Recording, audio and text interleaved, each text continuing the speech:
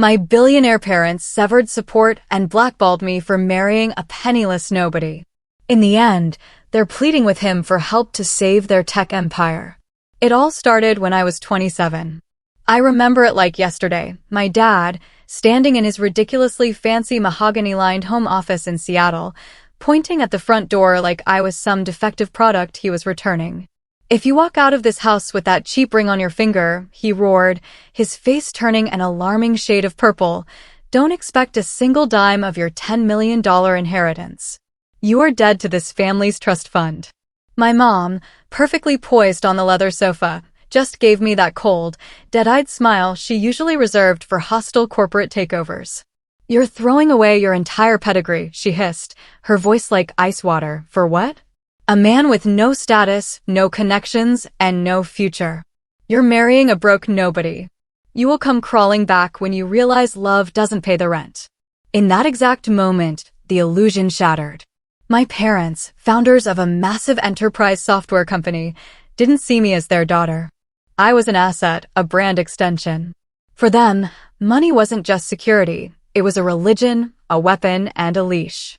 They didn't want me to be happy. They wanted me to be a useful pawn in their corporate legacy. Of course, they refused to attend my wedding. My older brother, Marcus, their ultimate obedient golden child, just stood silently by their side, adjusting his Rolex. Honestly, his silence felt like the deepest betrayal of all. But I married Julian anyway, the man they ruthlessly mocked. Walking down the aisle of that tiny, cheap-rented chapel, with no family on my side, my heart physically ached. But when I reached the altar, Julian leaned in, kissed my forehead, and whispered, "We don't need a single piece of their empire, Chloe. I promise you." 3 months later, the exact same people who called my husband a worthless nobody were completely melting down. They weren't talking about pedigree or family values anymore. They were panicking because the man they'd discarded like trash at my wedding wasn't who they thought he was. And when they finally uncovered the truth, they didn't call to apologize. Oh no. They called because their entire empire was on the verge of collapse, and he was the only one who could save them. But before I get to the absolute bloodbath of a climax, let me explain the hell they put me through first. My wedding day should have been a dream, but waking up felt like preparing for a funeral. I'd spent 27 years trapped in my parents' curated terrarium, elite private schools, forced internships, meticulously approved social circles. Choosing Julian was the first real choice I ever made. He didn't brag. He didn't wear designer labels. He drove a beat-up Honda and had this quiet, unnerving calmness that deeply irritated powerful people like my father because Julian couldn't be intimidated. As I stood at the altar, I forced myself not to look at the empty front rows. I focused entirely on Julian. For a moment, it was perfect. Then I saw Marcus. My brother had actually RSVP'd, but he wasn't there to support me. He stood at the very back of the chapel, arms crossed, jaw clenched, looking like he was inspecting a bankrupt warehouse. Halfway through our vows, in the dead silence of the room, I heard him mutter to a mutual acquaintance, "This is a catastrophic mistake." It wasn't loud enough to stop the ceremony, but it was venomous enough to make my stomach drop. During our incredibly modest reception, Marcus cornered me near the bathrooms. "Are you ready to annul this and fix the permanent damage you've done?" he demanded. I just laughed in his face. "I literally just got married 10 minutes ago, Marcus." He leaned in, his eyes darting around nervously. "Mom and Dad are humiliated. The board of directors is asking questions. You are making the family look weak. Men like him, drifters, nobodies. They don't survive in our world." I snapped, "Then I don't want to be in your world," and walked away. Julian found me shaking in the hallway a few minutes later. I told him what Marcus said. He didn't get angry. He just got this highly calculated, thoughtful look in his eyes. He wrapped his jacket around my shivering shoulders and said, "The hardest part is right now, Chloe. Just right now. They really should be more careful about underestimating strangers." I thought he was just comforting me. I had no idea it was a promise. Our marriage began in a cramped, drafty one-bedroom apartment in a part of town my mother would have called a biohazard. To me, it was terrifying but honest. For the first time, I had no safety net, no platinum cards. Just rent, cheap ramen, and the terrifying realization of how much my parents had engineered my life, so I'd never know how to survive without them. I had a stellar resume, top-tier university, great references. Getting a job in Seattle's tech sector should have been a breeze. But suddenly, rejection stalked me like a shadow. Companies that practically begged to interview me would go ice cold after the final round. Emails went unanswered. Phone calls dropped. I was losing my mind, feeling like a complete failure. Finally, a senior recruiter I'd known for years took pity on me. We met for coffee, and she nervously looked over her shoulder before sliding a napkin across the table. "Chloe, it's not your resume," she whispered. "It's your father. He personally made calls to 5 of the top CEOs in the metropolitan area. He told them you were going through a severe mental health crisis, that you were unstable, reckless, and a corporate liability. You've been blacklisted across the entire city." I felt physically nauseous. My own father. He didn't just cut me off. He was actively trying to starve me out so I would break and come crawling back to his mansion, begging for forgiveness. When I went home and told Julian, sobbing on our thrift store couch, he didn't look shocked. He just handed me a glass of water and said, "I figured he'd pull a scorched earth tactic. It's textbook narcissism." "How are you so calm?" I screamed, the stress finally breaking me. "We have $400 in our checking account. My family is destroying us." Julian just held my face. "Hard doesn't mean wrong, Chloe. Your parents think they are waiting for you to surrender, but there is a blind spot in their armor. You just can't see it yet." Things escalated faster than I could comprehend. The financial strain was brutal. But what was weirder was my brother Marcus's behavior. Marcus is a paranoid control freak, and he couldn't stand the fact that Julian hadn't broken under the pressure. So Marcus did what any toxic rich kid would do. He hired a high-end private investigator to dig into Julian's past, fully expecting to find a criminal record, massive debt, or a secret family. One rainy Tuesday, Marcus ambushed me outside a cheap grocery store. He looked physically ill, sweating, pale, his designer suit disheveled. "You need to tell me who the hell you married," Marcus stammered, grabbing my shopping cart. "Excuse me?" I pushed his hand away. "I had a guy look into Julian," Marcus said, his voice trembling. "The report, Chloe, it doesn't make sense. His background is completely locked down. Military-grade NDAs, offshore equity structures, shell companies." The PI said, "The only people with this level of informational blackout are either federal witnesses or billionaires." "Who is he?" I stared at him, my heart hammering. "He's my husband." "Stay away from us, Marcus." I walked away, but my hands were shaking so badly I could barely unlock my car door. That same week, I got a shocking call from an estate lawyer named Ms. Vance. She represented my late grandmother. It turned out my grandmother knew my parents were manipulative psychopaths, so she had secretly set up a $450,000 trust fund entirely in my name, to be released only upon my marriage. The catch? Releasing the funds triggered a legal notice to my parents. Within 24 hours, my mother's name lit up my phone. I answered, and her fake, sickly sweet voice echoed through the speaker. "Chloe, darling, we heard about grandmother's little gift. Your father and I are so worried. You are clearly too emotionally unstable to manage that kind of capital. Let our wealth managers handle it. We can put this all behind us." "You blacklisted me from every job in Seattle, Mom," I said, my voice dead calm. She scoffed. "We were protecting you from yourself. You were playing house with a loser. Give us the trust access, and we will lift the embargo on your career." "Go to hell," I said, and hung up. That night, I confronted Julian. He was casually cooking pasta on our cheap hot plate. I told him about Marcus's PI and the trust fund. I demanded the truth. Julian turned off the stove, wiped his hands on a towel, and sighed. "I didn't want to tell you while you were still mourning the loss of your family. If I told you the truth on day one, your parents would have instantly approved of me, and you never would have known how deeply conditional their love was." He sat me down and dropped the bomb. Julian Hayes didn't grow up broke.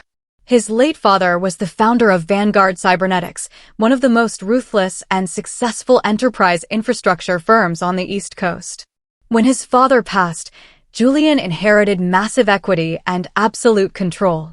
But Julian hated the toxic, sycophantic culture of extreme wealth. He moved out west, stripped his name from public records, and lived quietly, consulting for elite firms under NDAs while building his own next-generation cybersecurity startup. He wasn't a broke nobody. He was a silent titan. "I met you and I saw a woman trapped in a golden cage," Julian said, holding my hands. "I wanted you to choose me for me, not for my portfolio. But now your parents are actively trying to destroy you. So, we are going to destroy them first." Julian had been quietly developing a revolutionary enterprise security software. And the kicker? It was specifically designed to patch and exploit the massive, glaring vulnerabilities in the exact legacy software my parents' company sold. He knew their company was a dinosaur, surviving purely on brand reputation and my father's bullying tactics. "I have a pitch meeting on Friday with the biggest venture capital board in the Pacific Northwest," Julian smiled, a dangerous, predatory glint in his eye. "We are going to take your parents' market share. All of it. And I want you as my VP of strategy." Our apartment instantly transformed into a war room. We barely slept. We built the pitch deck, refined the narrative, and targeted every single weakness my father's company had. For the first time in my life, I felt lethal. I wasn't just surviving. I was hunting. The climax of this entire nightmare happened in a sleek, glass-walled boardroom in downtown Seattle. Julian and I walked in wearing immaculate suits. I felt like I was vibrating with adrenaline. The room was filled with quiet money, the kind of billionaires who don't wear logos, but can bankrupt a country before breakfast. Julian didn't look nervous. He looked like he owned the building. Before we could even set up our presentation, the boardroom doors flew open. It was Marcus. My brother had used his corporate connections to find out where Julian was pitching, clearly intending to crash the meeting and humiliate the broke nobody in front of Seattle's elite. Marcus stormed in, his face red. "Gentlemen, I apologize for the interruption, but you are being conned. This man is a broke drifter who manipulated my sister." Before Marcus could finish his temper tantrum, the senior investor at the table, a man worth roughly $4 billion, stood up and walked right past Marcus. He extended his arms and pulled Julian into a massive hug. "Julian, good God, it's been years since your father's funeral," the investor boomed. "We were thrilled when you finally reached out. Vanguard Cybernetics is still the gold standard. What are you building for us today?" I looked at Marcus. The color drained from his face so fast I thought he was going to pass out. His jaw literally dropped. His eyes started from the billionaire investor to Julian to me. The realization hit him like a freight train. They hadn't just insulted a nobody. They had relentlessly bullied, blacklisted, and alienated one of the most powerful heirs in the tech industry. Marcus tried to backtrack, stammering, Julian. Vanguard." Julian didn't even look at him. He just casually pointed at the door. "Security, please remove the interruption. We have millions to discuss."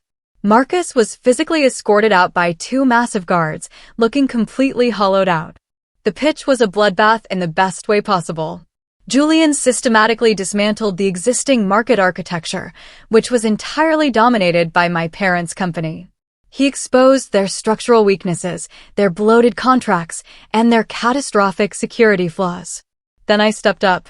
I used all my insider knowledge of my family's corporate arrogance to explain exactly how to steal their clients. The investors didn't just bite, they swallowed the hook whole. We secured $25 million in series of funding on the spot. By the time Julian and I got back to our car, my phone was exploding. 3 for missed calls from my mother, 12 texts from my father. Word had spread through the Seattle elite like wildfire. The nobody my father had mocked was now heavily armed with capital and aiming a sniper rifle directly at their market share. My father's first text read, "Chloe, please, we need to talk. There has been a massive misunderstanding. We are family." I looked at Julian, laughed out loud, and texted back, "I don't speak to liabilities." The next 48 hours were a masterclass in narcissistic panic. My parents' company was suddenly facing a massive stock dip as rumors leaked that a Vanguard heir was launching a direct competitor. Their biggest clients were freezing contract renewals. My father finally called Julian directly. Julian put it on speakerphone. "Julian, my boy," my father said, his voice dripping with fake, nauseating warmth. "It seems we got off on the wrong foot. There's no need for overlapping business interests to become adversarial. Let's collaborate. You married my daughter. We are blood." Julian leaned back in his chair. "You blacklisted your own daughter to starve her out. You told her she was erased from the family. Why is avoiding adversarial outcomes my responsibility?" Emotions ran high. My father pleaded, desperation cracking his voice. "Please, let's just sit down. I'll reinstate Chloe's inheritance. I'll double it. Just don't approach our primary vendors." "Keep your money," Julian said coldly. "We don't need a dime. Enjoy obsolescence." And he hung up. My mother tried the emotional manipulation route next, begging me to come to the family mansion. "Chloe, you have to understand what this is doing to your father's blood pressure. You are destroying us." I agreed to go to the mansion, but only to look them in the eye one last time. When Julian and I walked into the sprawling, obnoxious estate, my parents and Marcus were waiting in the grand foyer. They looked 10 years older. The arrogance was entirely gone, replaced by raw, naked fear. My mother tried to hug me, but I stepped back. "You didn't just judge him because he was broke," I said, my voice echoing in the massive room. "You judged him because your entire pathetic existence is built on looking down on people to feel tall. You thought you could control me with money. You thought you could starve me into submission." "Chloe, please," Marcus whispered, looking at his shoes. "The board is threatening to oust Dad if we lose the military contracts to your husband." "Then he should start packing his office," I smiled. "You told me I was throwing my life away. You told me Julian would never survive in your world. You were right. He didn't survive in your world. He bought it." We walked out, leaving them standing in the absolute ruins of their own arrogance. It's been a year now. Our company, Helio Security, is thriving. My parents' company lost 3 of their biggest anchor clients to us, resulting in my father being forcefully retired by his own board of directors to spend more time with his family, a family that no longer speaks to him. Marcus is stuck in middle management, completely stripped of his golden voice status. And me? I'm sitting in my corner office with a panoramic view of Seattle, drinking a ridiculously expensive coffee, looking at the ring the love of my life gave me. They thought they erased me, but all they did was hand me the eraser. For almost a year after that final confrontation, I genuinely believed the story was finished. Helio Security was growing faster than anyone predicted. Our Series A round turned into a feeding frenzy. Within 6 months, we closed a Series B that tripled our valuation.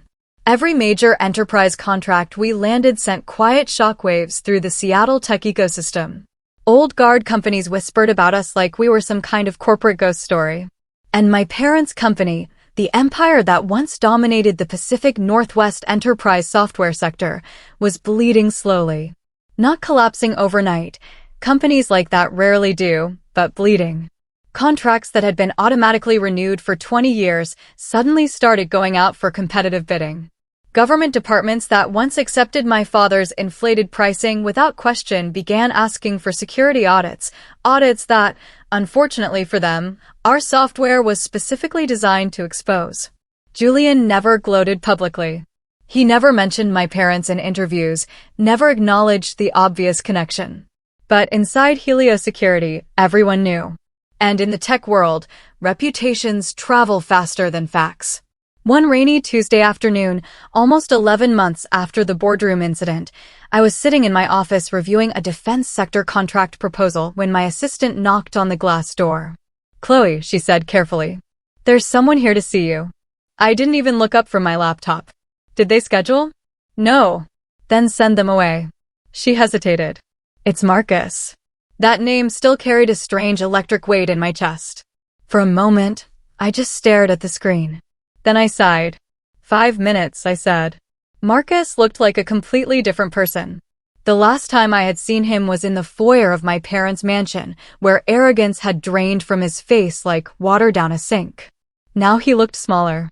Not physically, Marcus still wore expensive suits and the same polished haircut, but the aura was gone. Golden children shine only as long as someone is holding the spotlight. Without my father's power behind him, Marcus just looked like another tired corporate executive running on caffeine and regret. He stood awkwardly in the doorway of my office. "Hey," he said. I leaned back in my chair. "You have exactly 5 minutes." He nodded. "Fair." He looked around the office, taking in the floor-to-ceiling windows, the skyline view, the Helio Security logo etched into the glass wall. "I heard the valuation hit 800 million last week." 840, I corrected calmly. Marcus gave a weak laugh. "Of course it did." Silence settled between us. Then he finally said the thing he came here to say. "Dad had a stroke." For a moment, the words didn't register. I had spent most of my life imagining my father as something invincible, an immovable object in an expensive suit. But strokes happen to ordinary humans and, apparently, even to corporate gods. "When?" I asked. 3 days ago. "Is he alive?" "Yeah." Marcus rubbed his forehead. "But the board used it as the excuse they've been waiting for." I already knew where this was going. "They forced him out." Marcus nodded. "He's officially retired." I wish I could say I felt some dramatic rush of satisfaction, some karmic lightning bolt. But the truth? The feeling was strangely quiet, like watching a storm finally pass after years of thunder.